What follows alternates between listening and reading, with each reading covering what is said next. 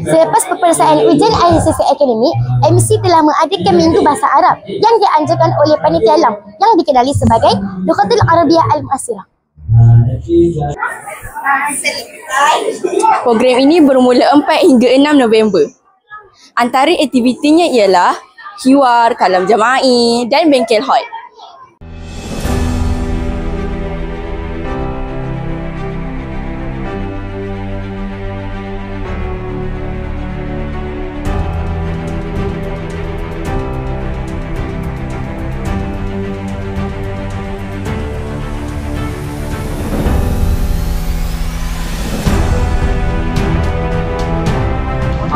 ماذا عليك؟ عليك غرامة. غرامة عبارة عن ماذا؟ غرامة. Ini هو الرأي القراءة مفتاح النجاح. Terima Mirza.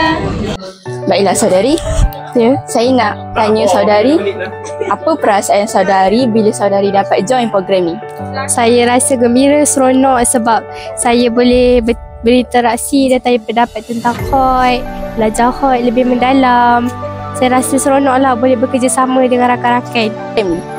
Apa yang saya dapat dalam program ni ialah saya dapat menulis khot seperti khot nasah, khot sula dan khot ka'ah yang saya baru belajar di program ini, dan juga saya dapat memfasihkan bahasa Arab saya. هذا شيء طيب. في هذا يومين نريد أن نتكلم عن الصور بموضوع المطعم. نريد نتكلم عن الصور بموضوع في المطعم. نعم الرأي القراءة مفتاح النجاح. ولكن بداية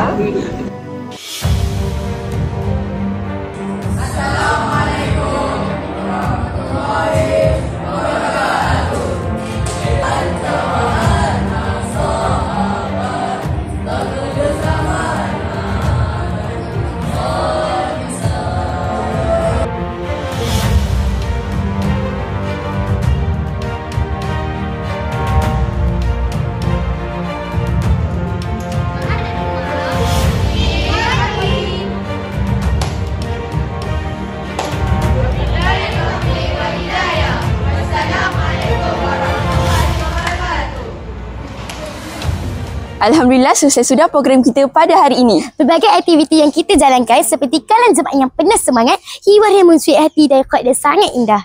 Di sini kita belajar satu mesej yang penting, iaitu bahasa Arab lebih bernilai dan mudah difahami jika kita belajar bersama-sama. Semoga program ini dapat menambah ilmu dan cinta akan bahasa Al-Quran ini. Selesai sudah rancangan kita pada hari ini. Ma'assalamah.